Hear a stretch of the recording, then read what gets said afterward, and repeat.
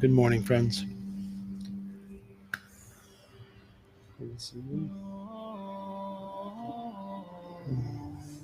It's good to be here today.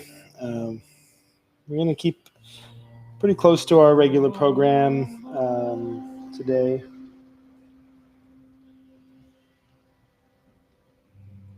We have some shared breathing, and I might go into a little bit of contemplation on some things I've been thinking about, but I might just sit in silence with you today. Sometimes silence is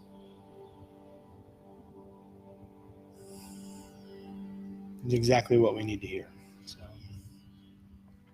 this is Journey Home Meditation. For those listening out there, you can watch us live on Substack or YouTube each morning at 8:30. So all of that out of the way, I will say that I am happy to be here today. And I'm sad, and I'm experiencing waves of anxiety, and I am walking with a limp this morning. So all of those things are happening at the same time. And the practice is becoming so relevant in these moments. So I'm very grateful to be here on this pillow in this meditation hall, and I am very happy to be here sitting with others. Let's just have a few moments.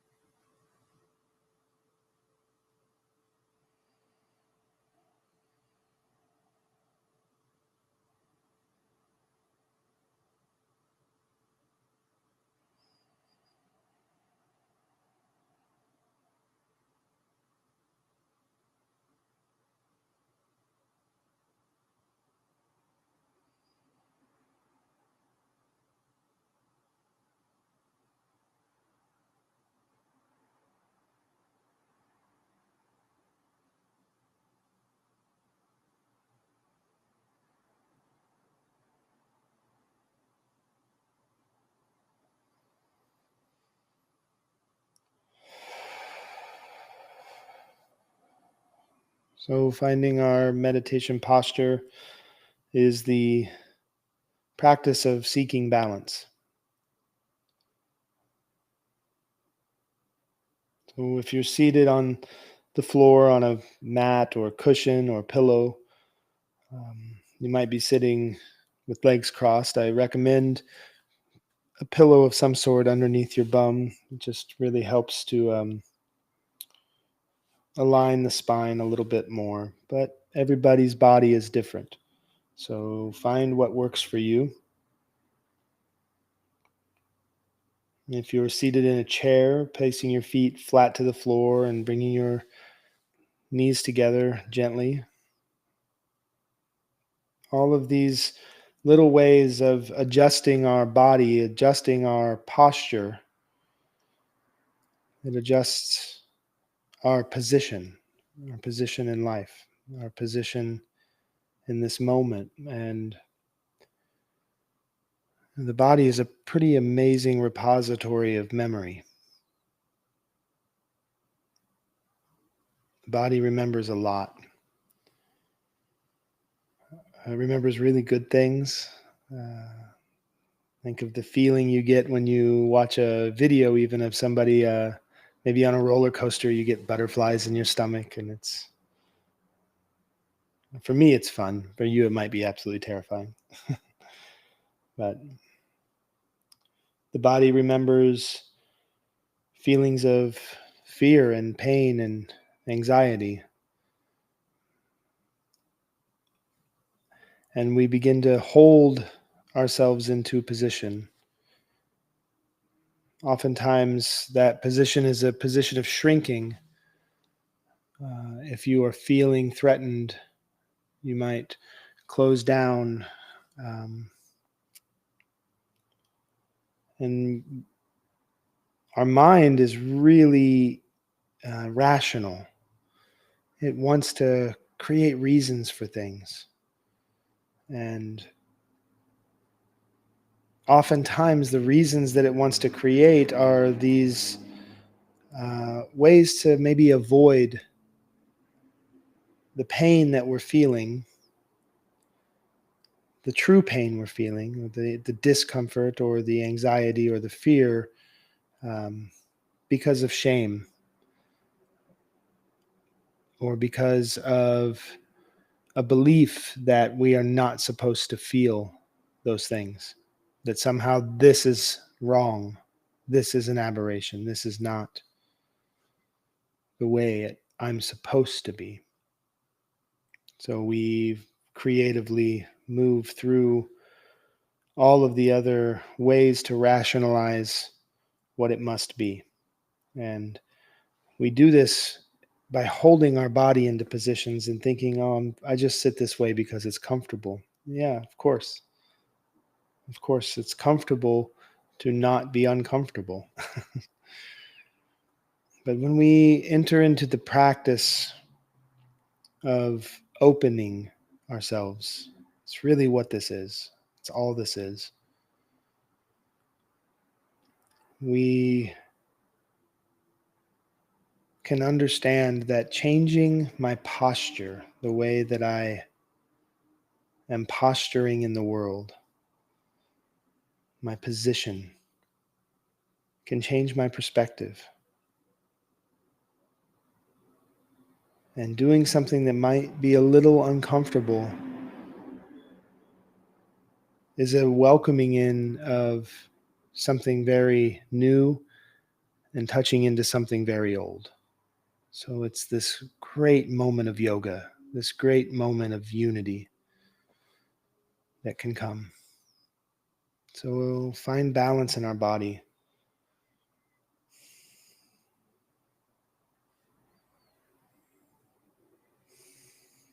Straightening the spine as much as is comfortable.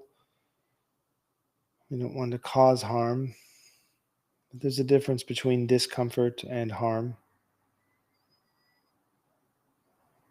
Bringing your shoulder blades together gently in the back. You can open your chest and open your heart. Palms facing upward is a really gentle way to roll those shoulder joints to just facilitate the opening. Chin level. And just feel what it is to sit in this moment.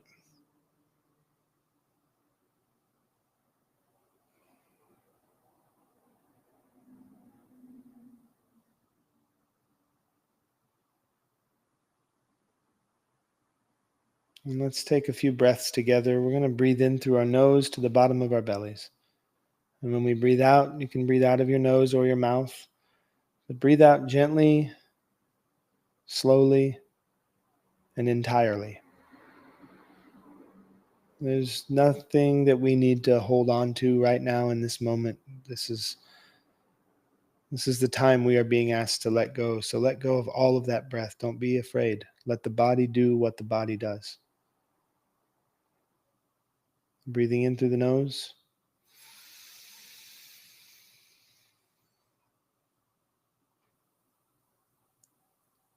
And out.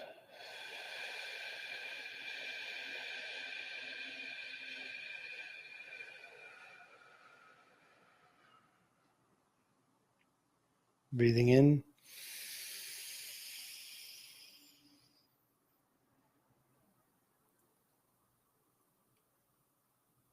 And out.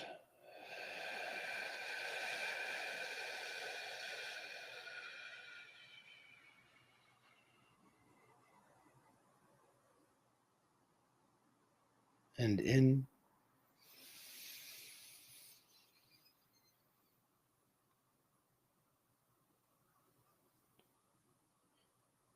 And out.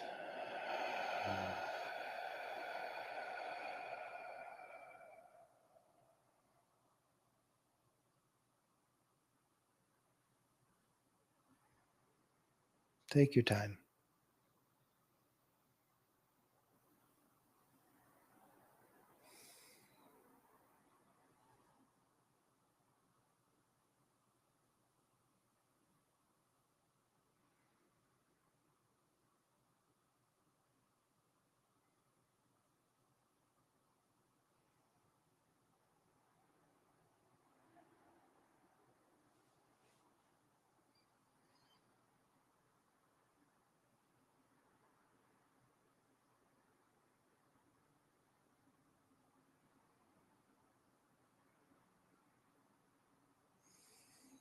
Allow your attention to wander through your body. Feel the breath moving in. Feel how the breath, once it moves into the body, starts to separate out the elements that are needed and the elements that aren't, and moves through your blood. And follow that feeling, that energy that pulses through you, that electricity that is coming right from your heart and moving through your body.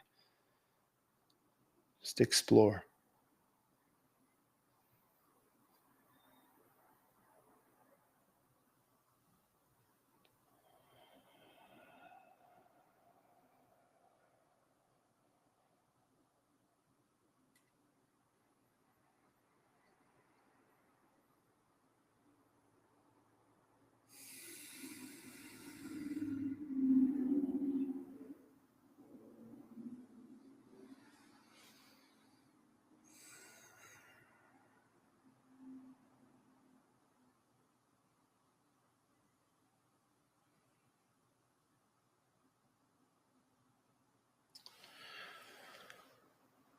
A few years ago, and I may have shared this story before.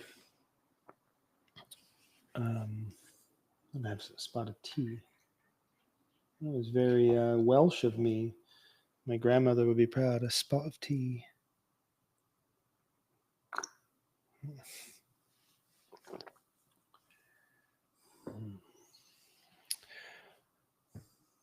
A few years ago,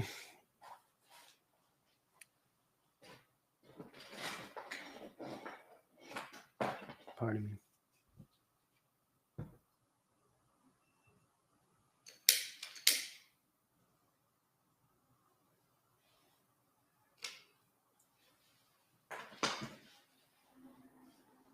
Thanks to the fire. When COVID first began, I was, like most of us, finding myself with a bounty of free time.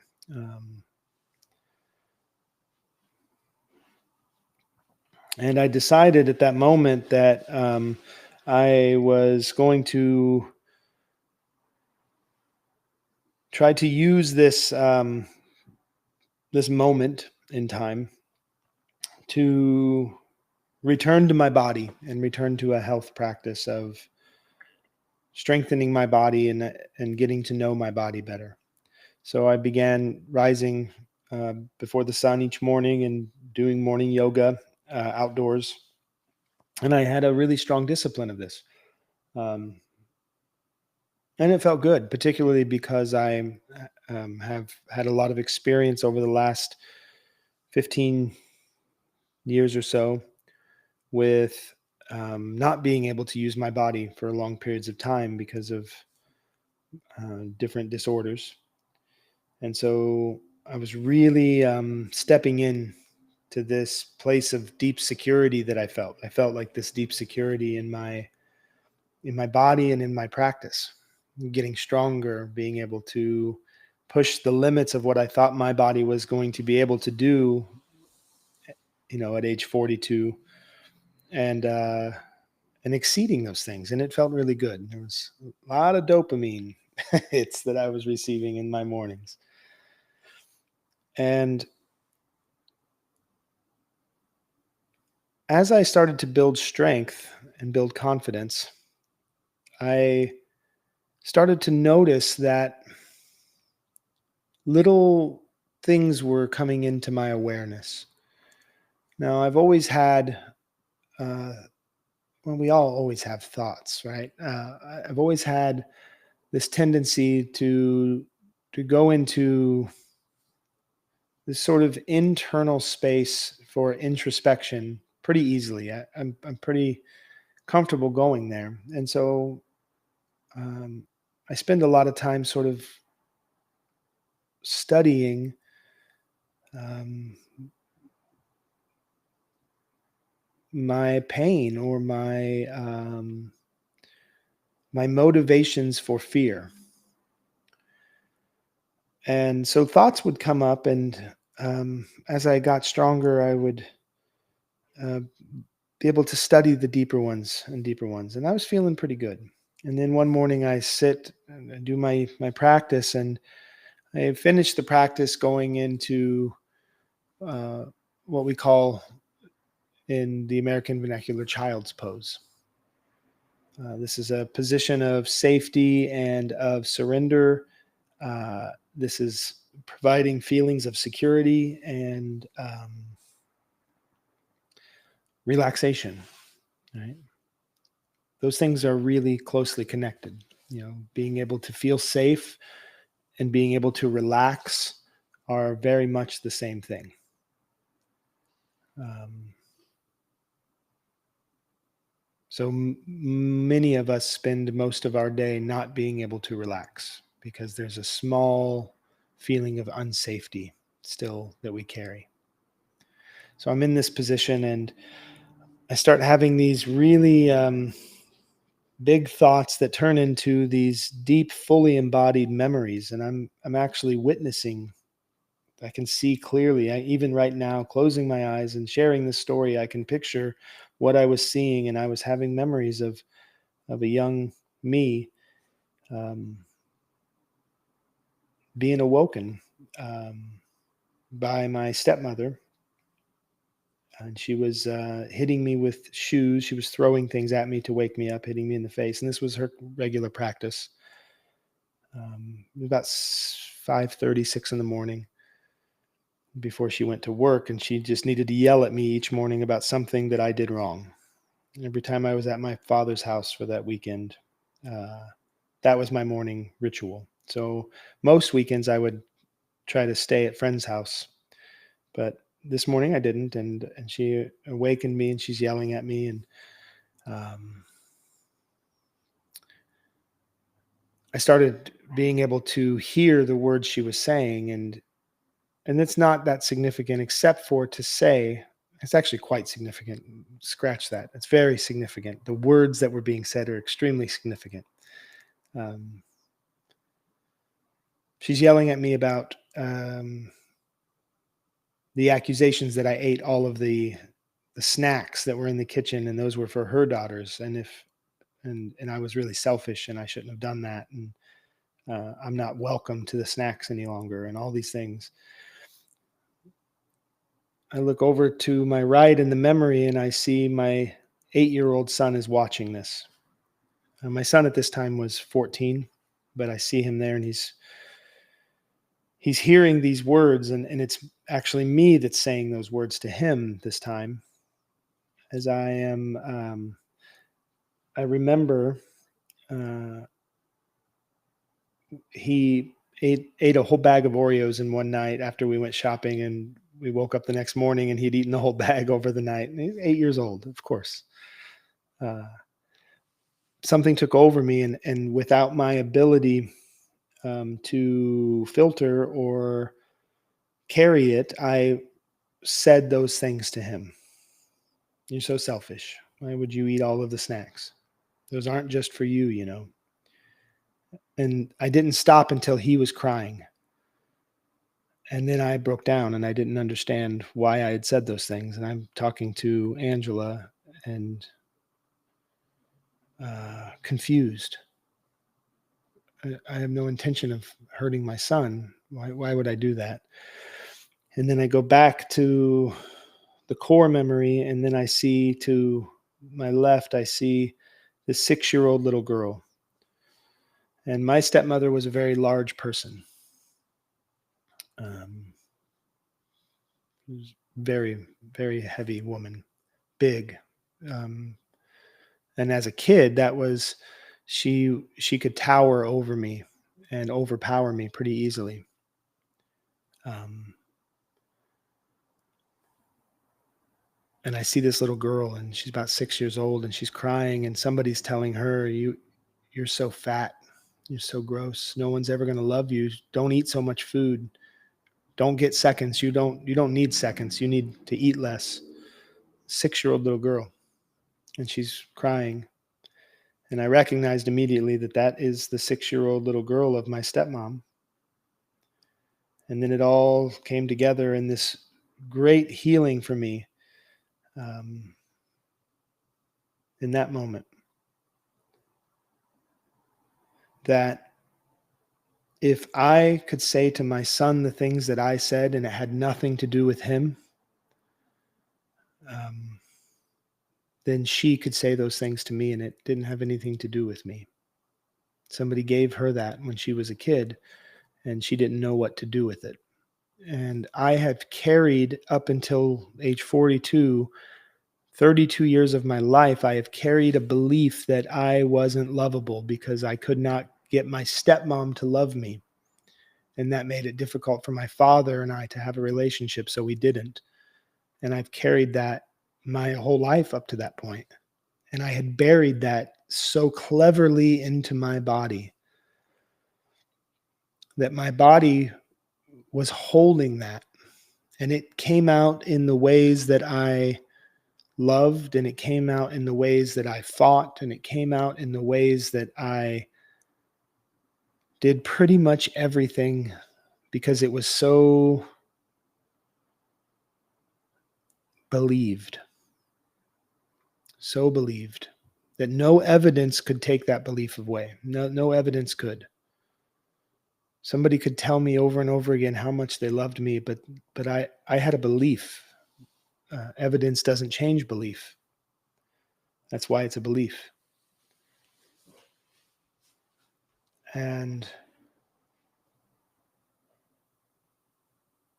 I couldn't have that memory until I had the strength in my body to hold myself in that place long enough to have it. And I couldn't have that strength until I had safety, until I had security. And so I've been working with that since then. And I woke my son up that morning and I told him everything. He's 14 at that time. And I let him know that what I had given to him, it wasn't because of him. And that it's now, unfortunately, his responsibility, but it's also his opportunity to break a cycle. And it's his opportunity to learn how to heal in a way that I didn't know how to when I was a kid.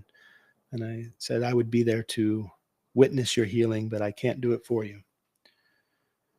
And now, today, these last few days, I am really opening deeply into these old memories of pain in my body. And they come with a lot of beliefs. And I just know that I can sit with this today. Because as I find these old things, some of them are buried deep. They're gifts. They're not punishments, and they're not here to hurt me, even if they hurt.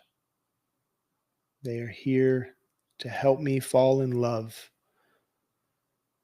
like I did with that little girl. I fell in love with her.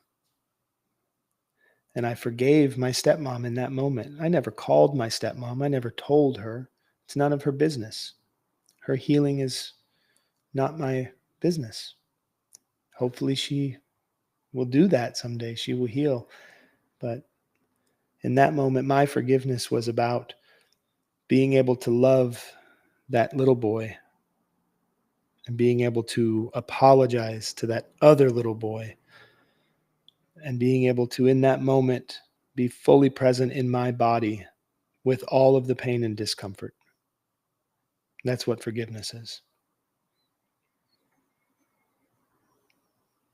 Because when we can be present and when we know we're okay, even when we're all fucked up, that's when we're finding safety.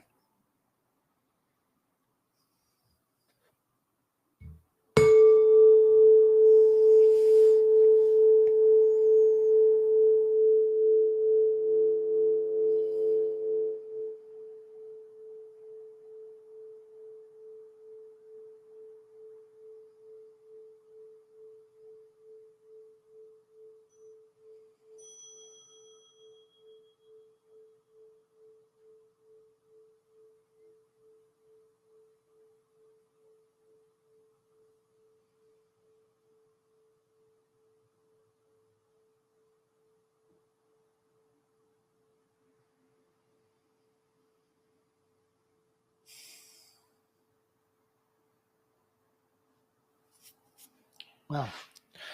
Certainly hadn't planned on talking about all that. See what happens when we find some safety. Let's see what Bell Hooks has to say this morning as we work through, show the picture there, Bell Hooks Appalachian Elegy, Poetry and Place. Now, this started out as a project to work through all 66 of these sequentially. Michael, I'm sorry to interrupt. You okay? You okay? Thanks for coming this morning. Yeah, thanks for being here. Yeah. Started working through this sort of as a way to peruse the landscapes of humanness, because she's written this as a multiple part love letter to the place where she is from. But what it's become is this strange oracular device. Somehow, each morning, the poem tends to align with whatever it is that either I'm personally experiencing or that someone in the meditation sangha here is experiencing. So let's see what we got today.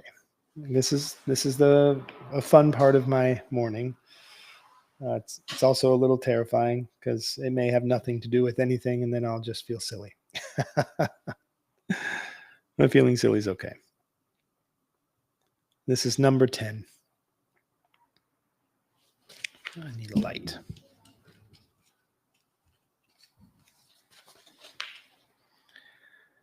Here and there, across and down, treasure uncovered. Remnants of ancient ways, not buried deep enough, excavated they surface. Objects that say some part of me lived here before, reincarnated ancestors give me breath, urge me, live again, return to familiar ground, hear our lost people speak.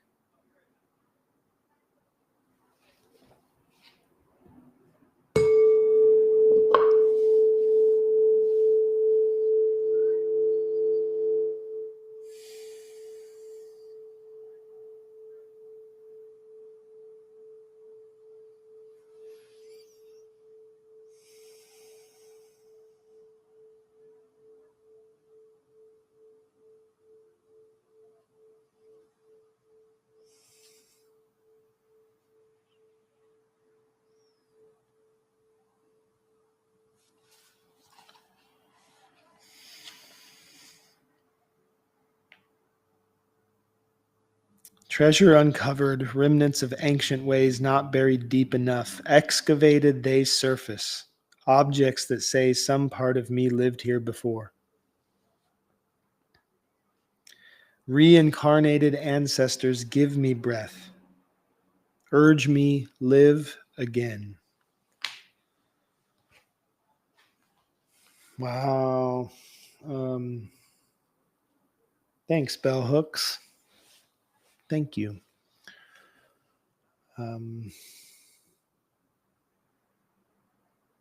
Because that's part of body memory. Recognizing what we're learning in the material sciences is spiritual science. We're learning that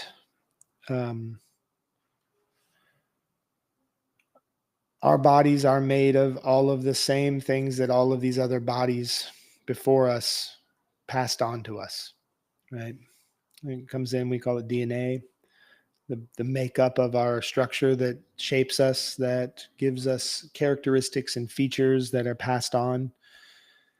And it's not just the shape of your nose or the curve of your cheek or the eyebrow or your propensity for chocolate or heart disease or whatever it may be. If it can keep those things, if it can memorize the shape of a face and pass that forward, think of what we hold in our bodies right now. Think of what you're holding in your body right now, what your body is memorized.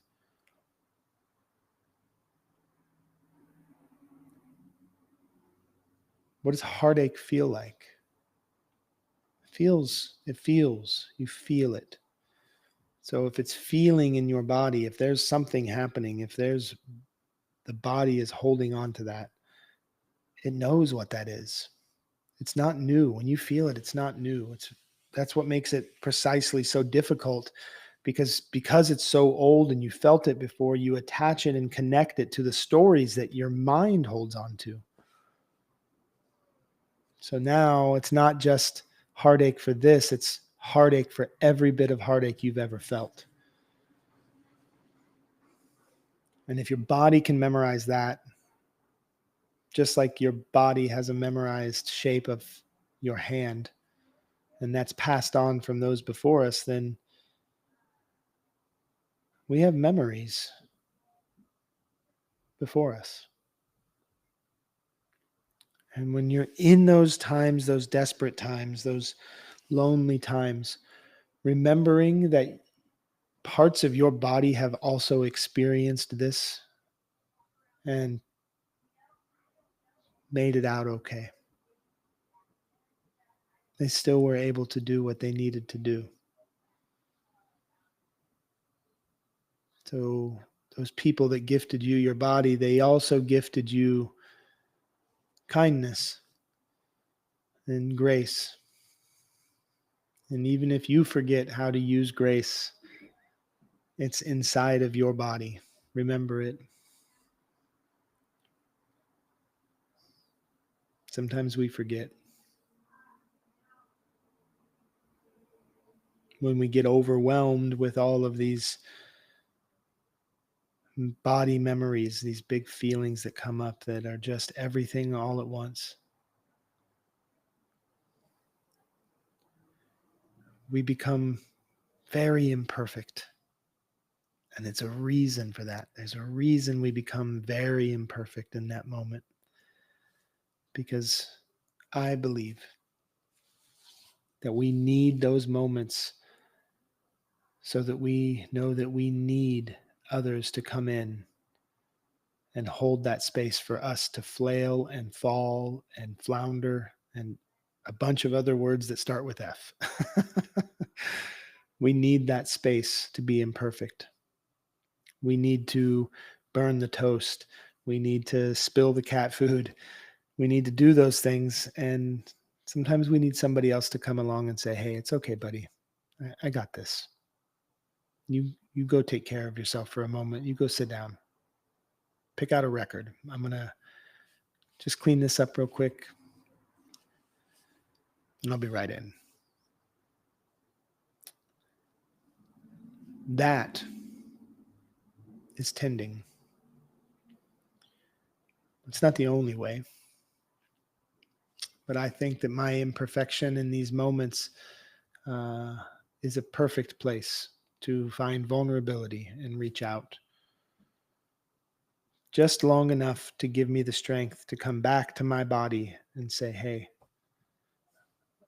I hold this and I love you. Last night, we were talking about somebody said, I'm my own worst enemy. And it hit me really hard in this way that made me go, I don't want that to be my story. I'm my own best friend. I'm gonna love this person even when they mess up. I'm gonna be next to them in jail. I'm gonna I'm gonna bring over lasagna for a broken heart. I'm gonna be my own best friend. So thanks for being here this morning. This was a long sit, longer than I had expected and planned, and it was a whole lot. Maybe there's something in there that you can connect with. That's the whole point. Openness to invite connection. Thanks for being here.